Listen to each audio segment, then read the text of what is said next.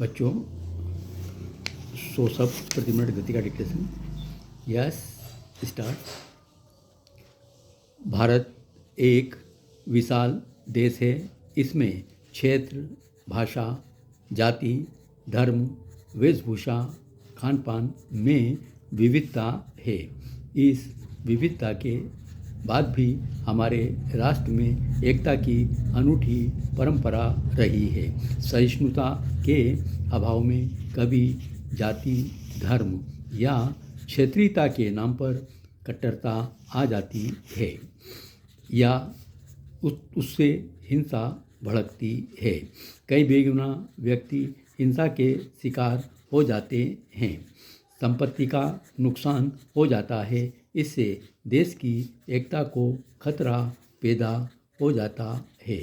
राष्ट्रीय एकता के लिए यह आवश्यक है कि हम व्यक्तिगत, दलगत, क्षेत्रीय, भाषाई आदि स्वार्थों से ऊपर उठें, राष्ट्र के हित में सोचें और देश के हित में काम करें।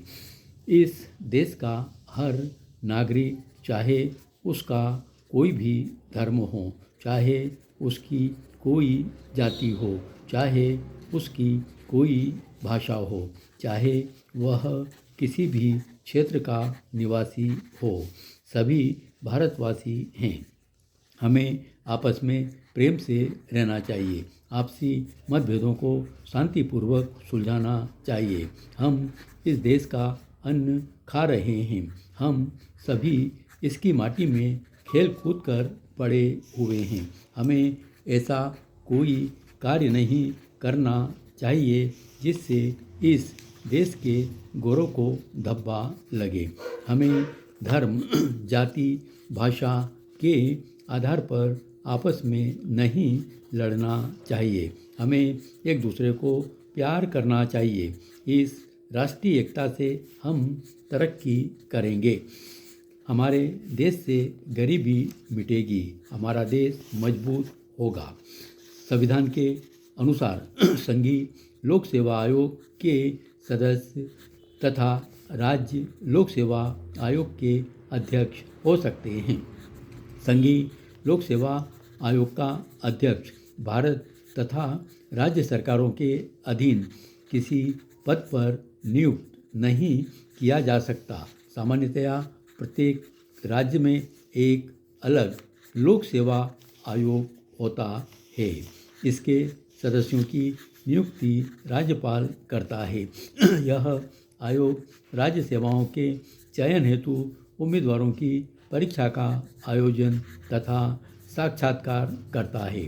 भर्ती, अनुशासन और पदोन्नति के विषय में राज्य सरकार को सलाह देता है। संघीय लोक सेवा आयोग की भांति राज्य लोक सेवा आयोग भी एक परामर्शदात्री संस्था है। यदि राज्य सरकार इस आयोग की सिफारिश नहीं मानती है तो उसका विवरण राज्यपाल को विधानमंडल के सम्मुख पेश करना पड़ता है। राज्य लोक सेवा आयोग के सदस्य तथा अध्यक्ष किसी भी राज्य के लोक सेवा आयोग के अध्यक्ष तथा संघीय लोक सेवा आयोग के सदस्य तथा अध्यक्ष बन सकते हैं। वे भारत सरकार अथवा राज्य सरकार के अधीन किसी भी अन्य पद पर नियुक्ति के लिए पात्र नहीं हो सकते। इनका कार्यकाल 6 वर्ष अथवा 62 वर्ष की आयु तक होता है। हमारे देश की न्यायपालिका के सर्वोच्च शिखर पर उच्चतम न्यायालय है, जो दिल्ली में स्थित है। समस्त उच्च न्यायालय उच्चतम न्यायालय के अधीन है। उच्चतम न्यायालय देश का अंतिम अपील न्यायालय है। संविधान की व्याख्या करने का अधिकार उच्चतम न्यायालय को है। संविधान के संरक्षक की स्थिति में वह नागरिकों की स्वतंत्रता और अधिकारों का रक्षक है। किसी विवादयुक्त कानून पर उच्चतम न्यायालय की व्याख्या अंतिम मानी जाती है। उच्चतम न्यायालय में एक न्यायाधीश और 25 अन्य न्यायाधीश होते हैं। इनकी नियुक्ति राष्ट्रपति करता है। अन्य न्यायाधीशों की नियुक्ति में वह मुख्य न्यायाधीश की राय लेता है।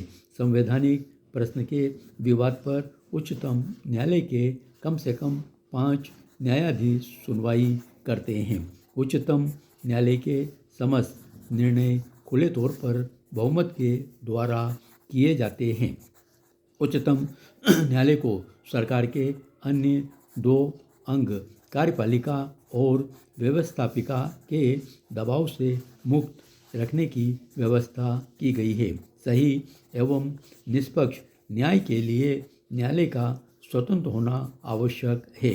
नागरिकों की स्वतंत्रताओं की रक्षा के लिए न्यायपालिका का दबाव मुक्त होकर स्वतंत्र रूप से कार्य करना आवश्यक है।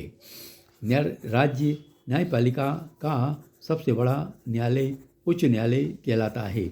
उच्च न्यायालय के न्यायाधीशों की नियुक्ति भी राष्ट्रपति करता है। मुख्य न्यायाधीशों की नियुक्ति के लिए वह उच्चतम न्यायालय के मुख्य न्यायाधीश और हमारे राज्य के राज्यपाल की राय लेता है। अन्य न्यायाधीशों की नियुक्ति के समय इनकी राय के साथ ही वह उच्च न्यायालय के मुख्य न्यायाधीश की भी राय लेता है। धन्यवाद।